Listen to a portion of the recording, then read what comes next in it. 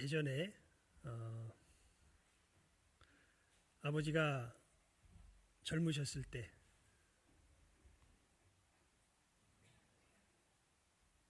아마 제가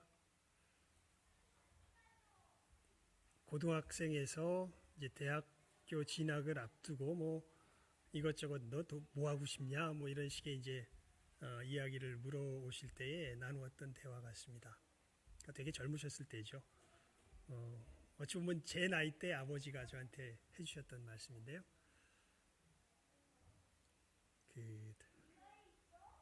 뭐 이것저것 이야기를 하는데, 야 한서가, 근데 사실 사람이 밥 먹고 사는 일이 힘들어지면 꿈도 꾸기 힘들다, 이런 이야기를 저한테 하셨던 것을 기억을 합니다.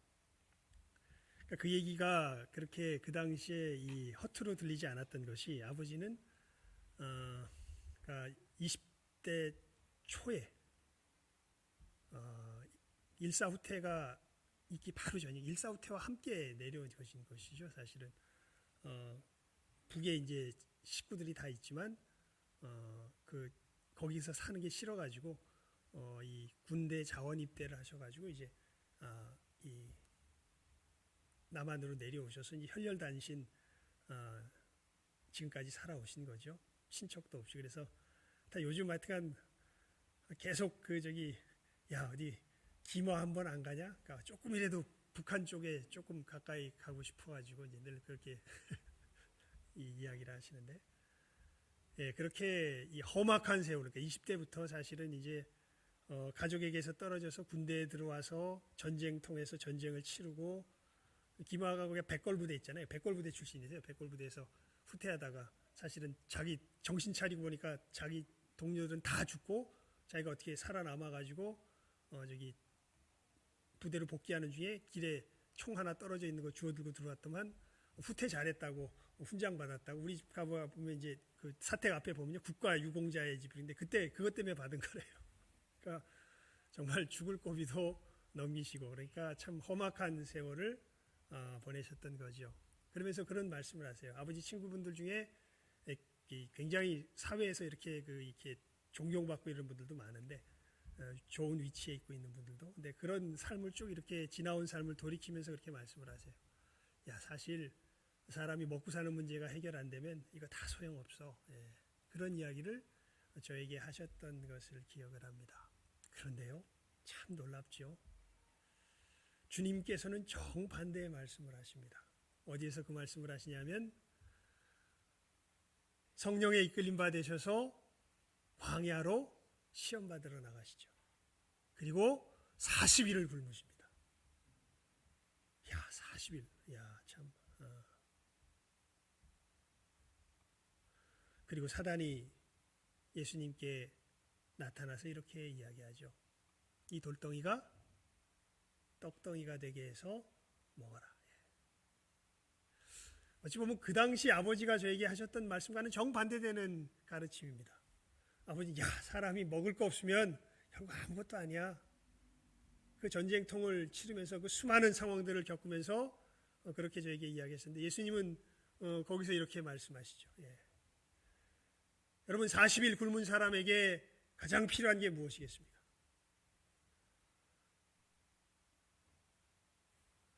예수님이 그렇게 말씀하시죠. 사람이 떡으로만 살 것이 아니요, 하나님의 입으로 나오는 모든 말씀으로 살 것이다. 사람이 누구인지, 사람이 무엇인지, 우리가 누구인지, 우리가 무엇인지, 여기에 대하여서 참 하나님께서 예수님 안에서 우리들에게 그 말씀을 통하여서 분명하게 알려주시는 것이죠. 여러분, 마귀가 우리들에게 늘 그런 식으로 속삭이면서 들어옵니다. 우리는 결국 환경에 굴복할 수밖에 없는 존재야 라고 이야기를 하는데요.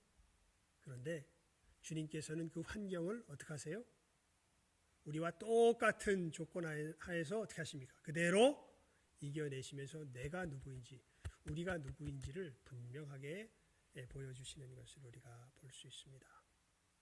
그래서 우리가 결국 여러분 우리가 삶을 살아갈 때요, 결국 문제가 되는 게 뭐냐면, 진짜 문제가 되는 게 뭐냐면 내가 누구인가 하는 게 진짜 문제가 됩니다. 여러분 누구십니까? 어떤 존재입니까? 그 점에 있어서는 오늘 읽었던 우리 교동문 중에서도 있죠. 네 부모를 누구 안에서 순종해라. 주 안에서 순종해라. 아버지는 정말 간곡하게 그렇게 저에게 굉장히 자기 인생에서 묻어나는 교훈을 저에게 주셨지만 그건 아닌 것 같아요. 그건 아니에요. 왜냐하면 예수님이 뭐라 그러세요? 사람이 뭐로만 살 게 아니라, 떡으로만 살 것이 아니라 무엇으로 살아야 된다고? 하나님의 입으로 나오는 모든 말씀으로 살아야 된다고. 그게 뭐예요? 진리예요. 예. 물론 다른 것들은 아버지께 제가 순종하지만 그 얘기는 지금 이제 순종 안 하는 거죠. 아버지, 근데 그 얘기는요, 하나님 말씀이 그렇게 가르쳐 주시지 않네요. 그리고 그게 아니네요. 예. 내가 누구인지, 내가 어떤 존재인지. 여러분도 알지 못하는 사이에요. 여러분이 지금 계속해서 여러분 자녀들에게 뭘 가르치고 있냐면, 야, 너는 이런 존재야. 너는 이렇게 살아가야 되는 거야. 이것을 우리가 계속해서 가르치고 있습니다. 그런 점에서 참 부모로서 우리가 삶 자체가 교육이 되는데요. 이런 부분이 얼마나 중요한지 알 수 없습니다.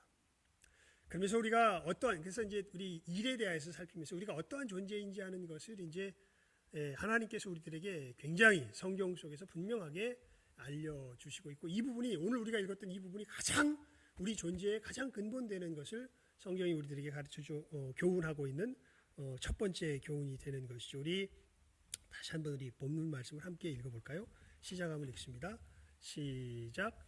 하나님이 가라사대 우리의 형상을 따라 우리의 모양대로 우리가 사람을 만들고 그로 바다의 고기와 공중의 새와 육축과 온 땅에 다스리게 하자 하시고, 하나님이 자기 형상 곧 하나님의 형상대로 사람을 창조하시되 남자와 여자를 창조하시고, 하나님이 그들에게 복을 주시며 그들에게 이르시되 생육하고 번성하여 땅에 충만하라. 땅을 정복하라. 바다의 고기와 공중의 새와 땅에 움직이는 모든 생물을 다스리라 하시니라. 아멘. 예, 아멘.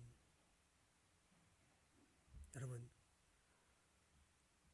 성경이 이야기해요. 우리는 하나님이 지은 하나님의 창조물이에요. 피조물이에요. 우리가 지음을 받았지요. 근데 놀랍게 하나님께서 우리를 누구를 닮게 지으셨냐, 이게 정말 놀라운 거예요. 다른 피조물들에게는 그런 표현이 없어요. 예. 그런데 놀랍게 우리 사람들을 향해서 이 유일한 표현이 나옵니다. 하나님께서 우리를 누구를 닮도록 지으셨냐면, 누구를 닮도록? 하나님을 닮도록 지으셨다고 그렇게 이야기합니다.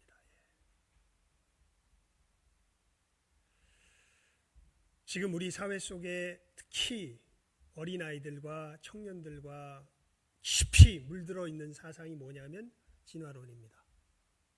사람이 어떻게 이렇게 사람이 됐냐? 물질이 어떻게 생명이 돼가지고 이게 어떻게 돼서 또 더 복잡한 생명이 되고 어떻게 돼서 이제는 뭐 세포에서 어떻게 돼가지고 식물이 되고 동물이 되고 원숭이가 되고 이 원숭이가 다시 뭐가 됐다? 사람이 됐다. 이게 지금 우리 사회 속에서 우리 아이들에게 또 우리 청년들에게 전하여지고 있는 것. 너 누구냐? 우리는 이렇게 이 물질이 진화해가지고 이게 원숭이가 변해서 된 게 우리 사람이야.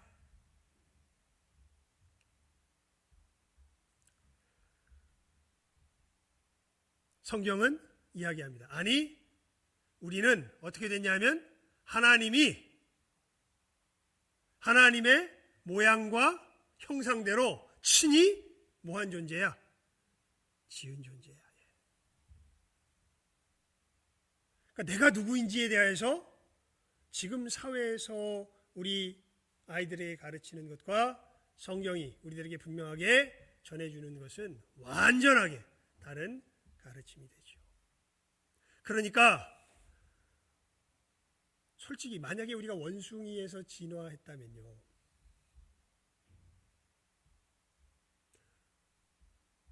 왜 약한 사람의, 동물에서 진화했다면 왜 약한 사람의 것을 빼앗으면 왜 안 돼요?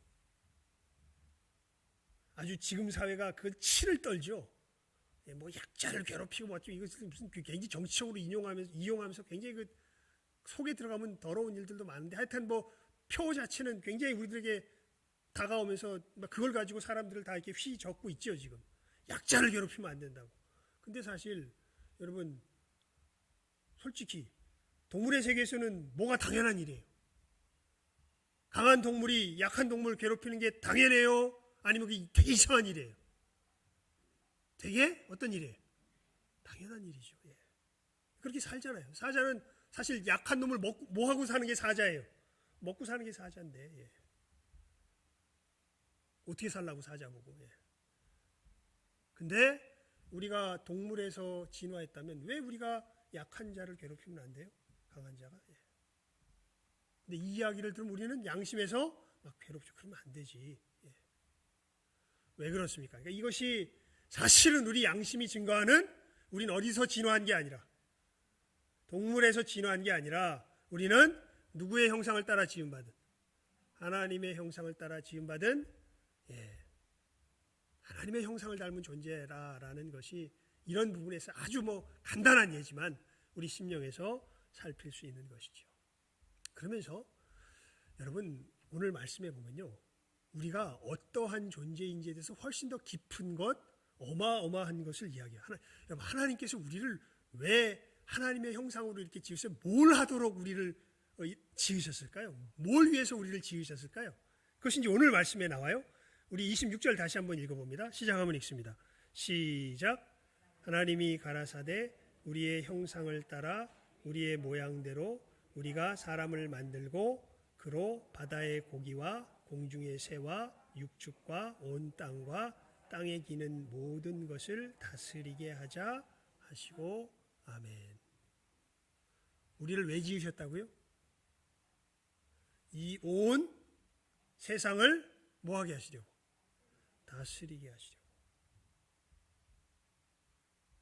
여러분 이건요 옵션이 아니에요.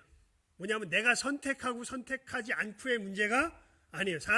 무슨 얘기냐면 사람은 이미 내가 사람으로 태어났으면 뭐하는 존재라는 거예요? 다스리는 존재라는 거예요. 왜요? 하나님이 사람을 어떻게 지으셨어요?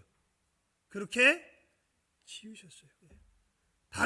나는 맨날 누구한테 막 일 시킴이나 받고 막 이러고 나는 그거 하는데, 근데 여러분이 몰라서 그렇지 가만히 보면 여러분에게 맡겨진 뭐가 있을까요? 어떤 세상의 한 영역이 있어요. 그리고 여러분이 인식하건 못하건 우리는 사람이라면 그 영역을 뭐 하고 있을까요? 다스리고 있습니다. 이건 나 안 다스릴래 한다고 안 다스려지는 것이 아니에요. 뭔 얘기냐면 사람은요 이 통치력을 어쩔 수 없이 주변에 행사하고 살아가요. 사람들과 이렇게 사람들끼리 우리가 관계하면서 깊이 들어가면 어떤 부분에 있어서는 굉장히 거북하죠. 여러분 제가 이제 초등학교 때 전학을 몇 번 가가지고 제일 힘들었던 게 뭐냐 하면 전학 가서 처음 가서 애들하고 인사하고 애들 사귀는 거예요. 그게 정말 힘들어요. 그때는 그냥 힘들다고만 생각을 했지 왜 힘든 줄은 몰랐는데 이제 하나님의 말씀을 배우고 나니까 왜 힘든 줄 알 것 같아 이제. 왜냐하면 어리지만 사람이라면 뭐 하는 존재예요? 다스리는 존재예요. 그래서 사람과 사람이 만나면 무슨 힘과 무슨 힘이 반드시 부딪히게 될까요? 서로의 통치력이 어떻게 돼요? 반드시 뭐 하게 돼요? 부딪히게 돼요.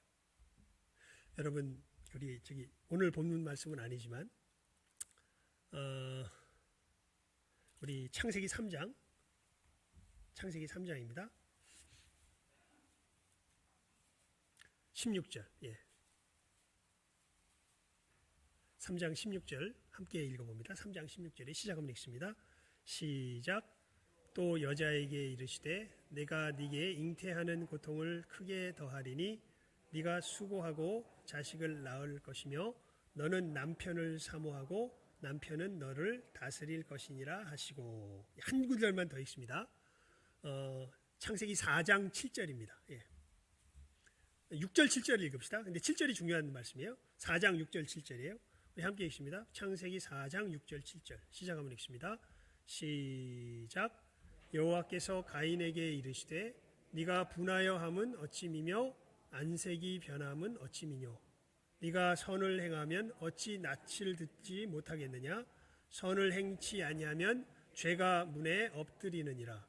죄의 소원은 내게 있으나 너는 죄를 다스릴지니라. 아멘.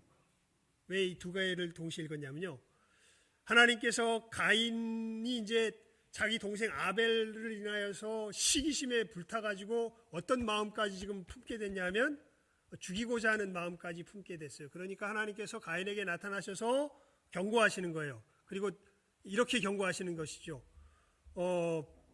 죄의 소원은 내게 있으나, 즉 뭐냐면 그 지금 가인이 아벨을 시기심 때문에 죽이려고 하는 마음이 지금 뭐가 가인을 삼키려고 하는 거예요. 죄가 가인을 삼키려고 하는 거예요. 그런데 하나님께서 뭐라고 말씀하시냐면 가인 너는 뭐를? 죄를 오히려 다스려야 할 거다.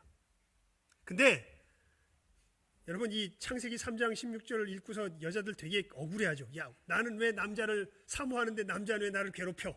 근데 사실 이게 우리 번역이 좀 잘못됐어요. 이 사모한다는 표현이 7절, 4장 7절에 있는 죄의 소원은 내게 있으나라는 표현과 히브리 말로 말하면 똑같아요.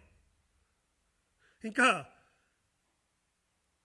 쉽게 말하면 여자가 남자를 뭐 하려고 한다는 거예요. 이 얘기는, 그러니까 이 말씀에 비추어서 보면요, 여자가 남자를 뭐 하려고 한다는 거예요. 죄가 가인을 어떻게 하려고 그래요?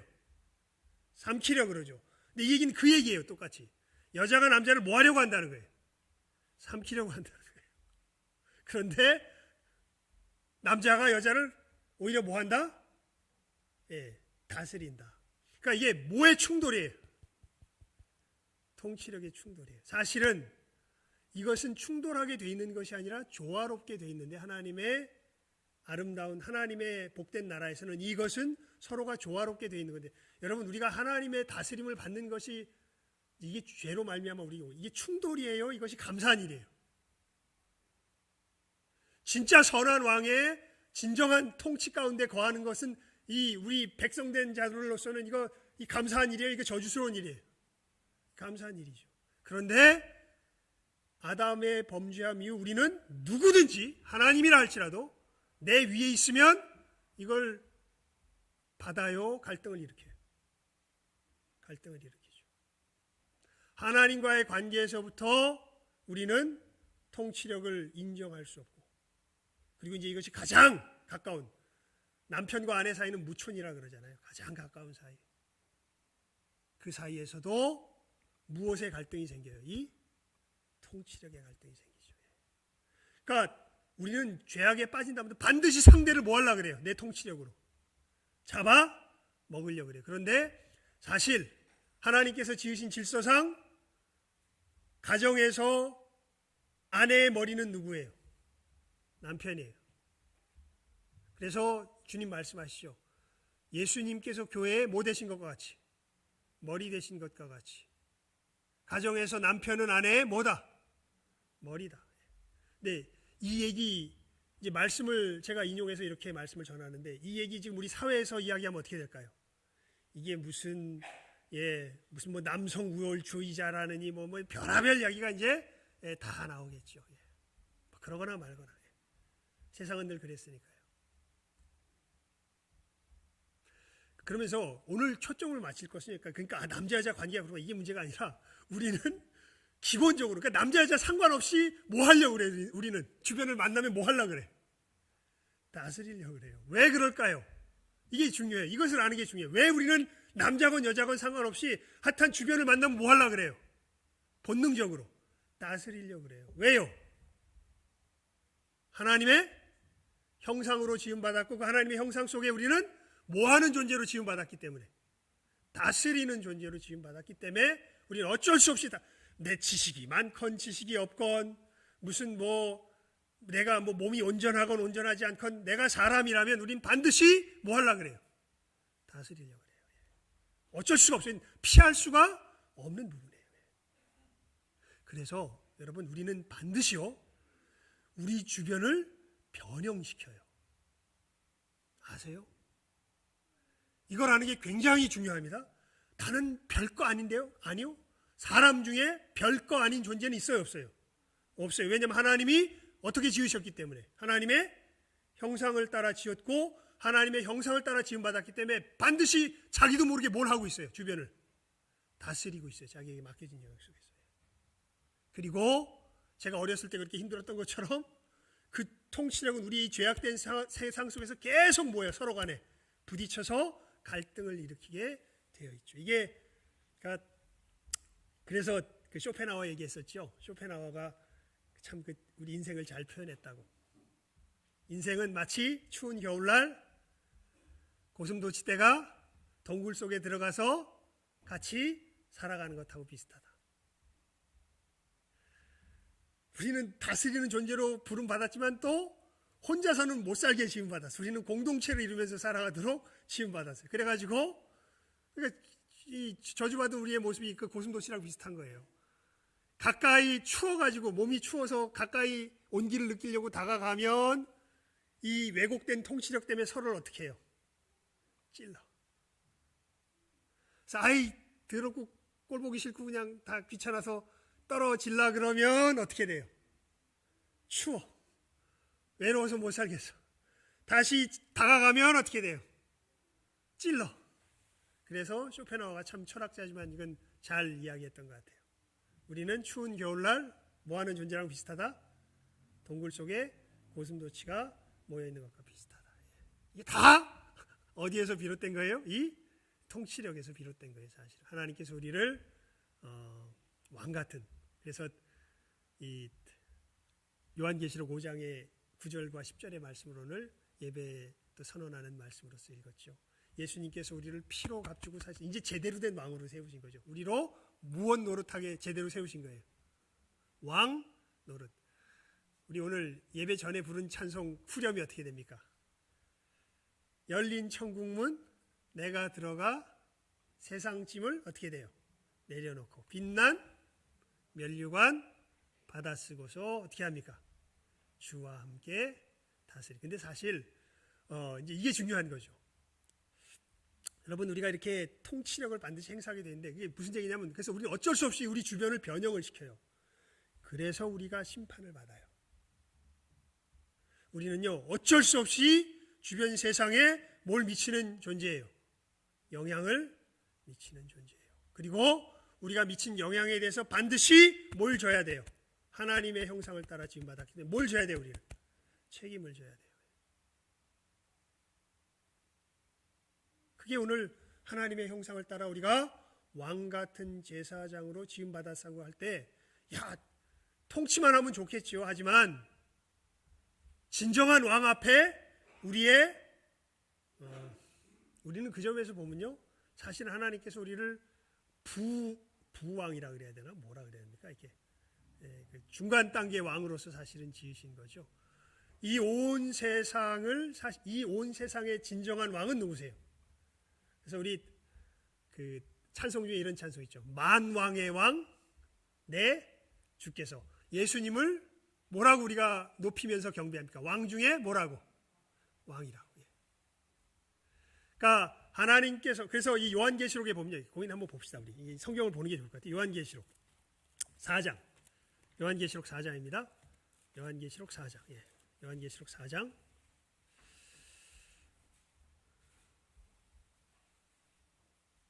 1절에서 4절입니다. 요한계시록 4장 1절에서 4절. 사도 요한이 천성에 올라가 보는 거예요. 근데 거기에 이제 펼쳐져 있는 장면이 이렇게 쭉 기록되어 있는 것이 4장 1절에서 4절인데요. 함께 읽습니다. 요한계시록 4장 1절부터 4절입니다. 시작. 이 일 후에 내가 보니 하늘에 열린 문이 있는데 내가 들은 바 처음에 내게 말하던 나팔 소리 같은 그 음성이 가로되 이리로 올라오라. 이후에 마땅히 될 일을 내가 네게 보이리라 하시더라. 내가 곧 성령에 감동하였더니 보라, 하늘에 보좌가 베풀었고 그 보좌 위에 앉으신 이가 있는데 앉으신 이의 모양이 벽옥과 홍보석 같고 또 무지개가 있어 보좌에 둘렸는데 그 모양이 녹보석 같더라. 또 그 보좌에 둘려 24 보좌들이 있고 그 보좌들 위에 24 장로들이 흰옷을 입고 머리에 금 면류관을 쓰고 앉았더라. 아멘. 그러니까 천성에 올라가 보니까 천성의 모습을 성령께서 눈이 띄어지게 하셔서 사도 요한에게 보여주시는데 보니까 천성의 중심에 보좌가 있어요. 그 보좌에 누가 앉아 계세요?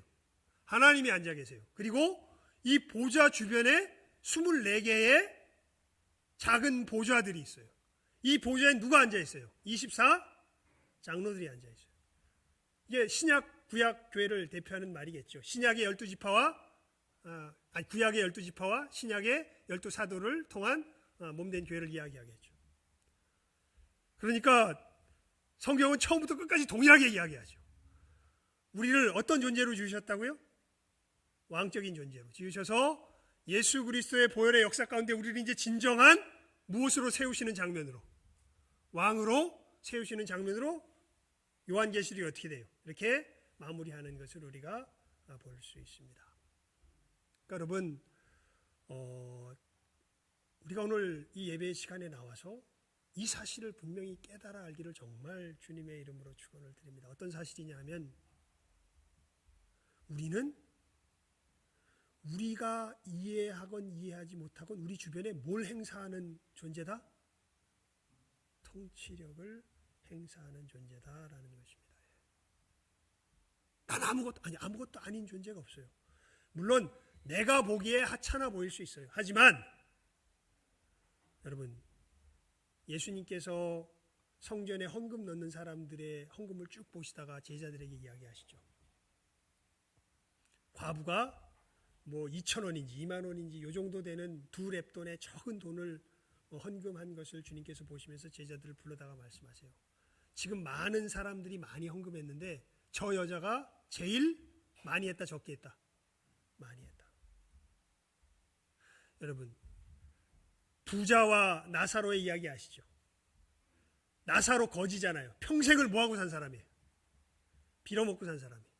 그것도 누구에게 빌붙어가지고, 우리 인간적으로 말하면 이 부자의 빌붙어가지고 그 부자의 집에서 기르는 개가 이 거지의 헌대를 핥으면서 어떻게 보면 거의 누구랑 방불한 생활을 한 것처럼 보여요? 개와 방불한 생활을 한 것처럼 보이죠?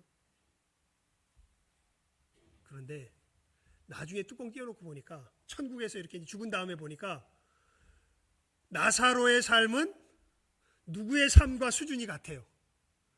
아브라함의 삶과 수준이 같아요. 부자의 삶은 그냥 어디에 들어가기에 합당한 삶이에요. 지옥 가기에 합당한 삶이에요. 아무런 가치가 없는 삶이에요.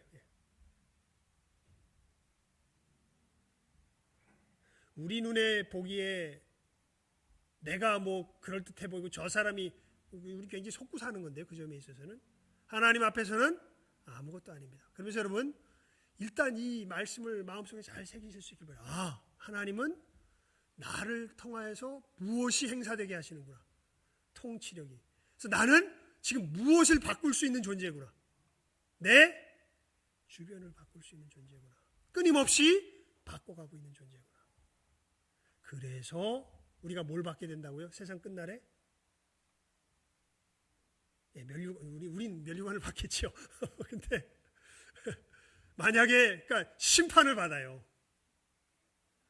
내 통치가 하나님의 뜻에 합당한 정말 제대로 된 통치였는지, 제대로 된 영향을 미쳤는지, 아니면 하나님이 만든 이 세상을 어지럽히고 왜곡시키고 파괴에 들어가는 잘못된 삶을 살았는지, 잘못된 통치력을 행사했는지. 여러분, 우리가 이 통치력을 가장 구체적으로 무엇을 통하여서 이 땅 가운데 발휘해 갈까요? 그게 이제 오늘 설교 제목이죠. 우리는 뭘로 통치해요? 일하며 통치해요. 일하며. 그래서 일이라는 게 다른 것 아닙니다. 여러분, 일에 대한 이 개념을 우리가 성경이 우리들에게 이야기하는 것을 분명하게 깨달아 알아야 돼요. 그러니까 많은 사람들이 일을 어느 정도로만 뭘로 생각하냐면 그냥 목구멍이 포도청이라 내가 어쩔 수 없이 뭐 하는 거로, 이 생계 유지하는 수단으로 생각하기 때문에 일을 엄청나게 잘못 알고 있어요. 그래서 어떤 일이 최고의 일이에요? 그래서 여러분들이 생각하는 최고의 일이 뭐예요? 이렇게 생각하면 목구멍이 포도청이 돼버리면 내가 생각하는 최고의 일은 뭐 잘 버는 게 최고의 일이에요? 돈 잘 버는 게 최고의 일이에요. 아니요. 분명히 아셔야 됩니다, 여러분. 하나님은 우리가 하는 일을 통하여서 뭐를 발휘하게 하세요? 하나님의 통치력을 발휘하게 하세요. 하늘의 통치력을 발휘하게 하세요.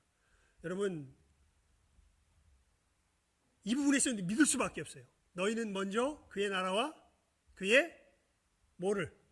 의를 구하라. 그리하면 먹고 사는 문제에 누가 책임지신대? 하나님이 여러분, 이 얘기는 잘 먹고 잘 산다는 이야기만은 아닌 것 같아요. 굶어 죽지는 않는 것 같아. 근데 물론 쌓이면요 분명히 잘 살게 돼 있어요. 그건 맞아요. 쌓이면. 근데 일에 대한 이 인식을 분명히 가지고 내가 하나님 앞에서 이것이 하나님의 통치를 이 땅 가운데 행하는 것으로서의 일이라는 개념을 가지고 우리가 분명하게 우리의 일을 터전 잡고서 이런 일로서 일을 감당해 나갈 때 여러분, 우리 삶 가운데 어려움이 올까요, 안 올까요? 옵니다. 특히 어떤 어려움이 올까요? 먹고 사는 문제에 대한 굉장한 걱정이 올 거예요. 왜냐하면 사회가 요구하는 그 시대의 상황에 따라 사회가 요구하는 요청과 하나님께서 각자 주신 우리를 고유하게 다스리게 하는 재능의 영역은 제가 볼 때 많이 달라요. 그러니까 내가 잘할 수 있는 게 지금 사회에 꼭 필요한 것이 두드러지게 돈을 버는 의미에서 그래요. 그렇게 필요한 것이 아닐 수 있어요. 그러면 돈 잘 벌어요, 못 벌어요? 못 벌어요. 그럼 내가 하는 일이 의미가 있어요, 없어요? 이제 여기에서 문제가 생겨요. 만약 내가 하는 일이 돈 버는 것이 목적이라면 이거 내가 아무리 재능이 있어도 이거 해야 돼, 말아야 돼? 이 목구멍에 풀칠을 못하는데 일 해야 돼, 말아야 돼? 안 해야지. 왜? 일은 뭐니까? 생계의 수단일 뿐이니까. 하지만 여러분, 일이 단순히 생계의 수단이 아니라 하나님이 이 세상을 다스리시는 그 하나님의 돌봄의 손길이 누구를 통하여 나타나는 것이라면, 나를 통하여 나타나는 것이라면, 내가 비록 이 부분에 있어서 먹을 게 잘 안 돼도 이것이 정말, 물론 이건 중요해요. 하나님께서 이게 내게 맡긴 일이 맞는가, 이건 중요해요. 이것을 분별하는 것은 또 다른 문제지만 일단 확실하다고 하면, 여러분, 내가 먹고 사는 문제가 좀 힘들더라도 이거 떠나면 돼요, 안 돼요? 안 되죠. 하나님께서 이삭에게 약속을 주시기 전에 뭘 테스트하시냐면 이 하나님의 일에 성실한가를 테스트하세요. 어마어마한 가뭄이 가나안 땅에 임하게 하세요. 아버지 때 가뭄이 임해가지고 아버지 아브라함이 가뭄이 임하니까 어디로 내려가 버려요? 애굽으로 먹고 살기 위해서 내려가죠. 그래가지고 자기 아내 빼앗길 뻔하잖아요. 그래서 겨우 하나님의 도우심 가운데 다시 올라오죠. 그 다음에 하나님께서 똑같은 가뭄을 가나안 땅에 주세요. 그리고 나서 이삭에게 말씀하세요. 너는 어디로 내려가지 말아라. 애굽으로 내려가지 말아라. 여기서 견뎌라. 그때 이삭이 어떻게 합니까? 견디지요. 그랬더니 어떤 일이 일어나요? 놀랍게 100배나 거두게 돼요. 그리고 근데 그렇게 뭐 편하게 가뭄만 견딘 거예요? 아니요. 블레셋 사람들이 우물 빼앗지요. 뭐 이방인이라고 괴롭히죠. 별의별 것을 하는데 이삭은 하나님께서 명하신 그 말씀 속에, 그래서 그 가나안 땅을 그런 모든 어려움이 오는데 우물도 없어지죠. 빼앗기죠. 막 여러 가지 어려움이 오는데 그 일자리, 이 가나안 땅을 떠납니까? 안 떠납니까? 안 떠납니다.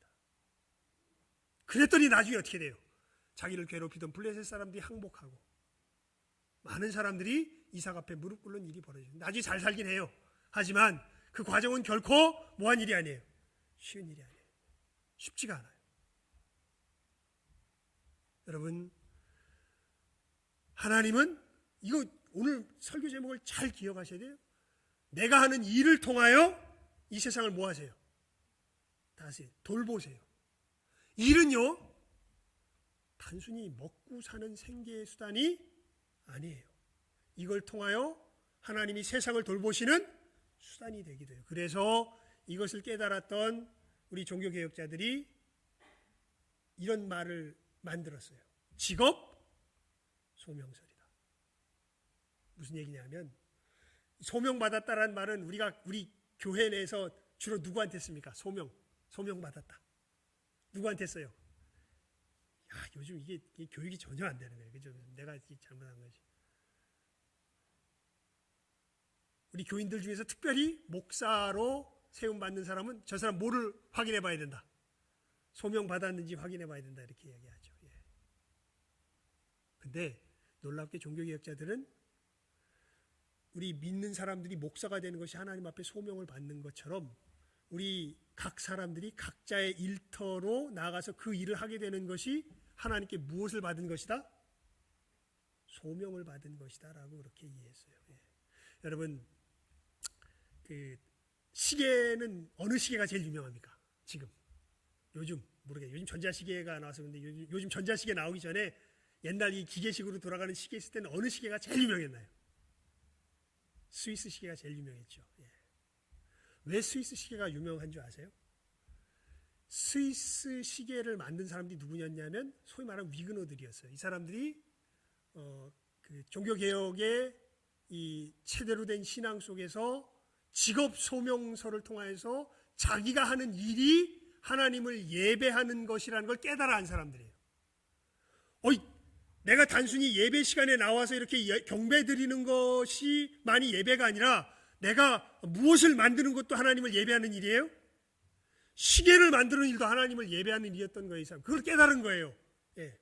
그래가지고 이거 하나님 앞에 예배하는데 이게 허투루 만들 수 있어 없어요? 허투루 못 만들어요. 그래서 정말 하나님 앞에 드리는 예물로서 정말 정성을 다해서 만들었더니 어떤 일이 벌어지냐면 그냥 대충 먹고 살기 위해서 만드는 사람들은 그렇게 열심히 안 만들어요. 그런데 이 사람들은 너무 열심히 만드니까 시계가 질이 차이가 나겠습니까? 안 나겠습니까? 질이 차이가 어마어마하게 나기 시작해요. 이 사람들 시계는 뭐 몇 년을 쓰고 몇십 년을 써도 이게 잘 틀리잖아. 얼마나 튼튼하고 좋은지 몰라. 그런데 다른 사람들이 만든 것들은 그냥 뭐 1년 쓰고 하면 다 그냥 고장나고 이렇게 되고 망가져버리고 그래. 그럼 여러분들 똑같은 비슷한 가격, 아니 조금 값을 더 주더라도 그 스위스 사람들이 만들어낸, 위그노들이 만들어낸 시계를 사겠어요? 아니면 그냥 아무런 시계를 사겠어요? 값 더 주더라도 누구가 만든 걸 사요? 그렇죠. 여러분, 그래서 소위 말해서 자본주의가 그렇게 생겨나긴 돼요. 이 인류 역사 속에서.